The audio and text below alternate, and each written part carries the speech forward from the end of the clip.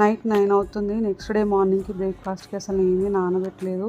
ఏం చేయాలా అని ఆలోచించి ఇంక అప్పటికప్పుడు బ్లింకిట్‌లో అయితే నేను 2 స్వీట్ కార్న్, ఇంకా కార్న్ ఫ్లోర్, మైదా అయితే ఆర్డర్ పెట్టాను.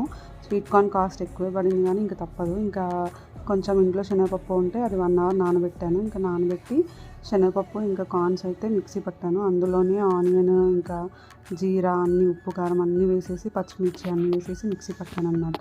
తర్వాత అయితే కొంచెం మైదా, కొంచెం కార్న్ ఫ్లోర్ వేసి మంచిగా కలుపుకున్నాను. అసలు వాటర్ అయితే అసలు యాడ్ చేయలేదు, ఎందుకంటే స్వీట్ కార్న్లో మనకి వాటర్ ఎక్కువ ఉంటుంది కాబట్టి ఇంకా వాటర్ అవసరం లేదు.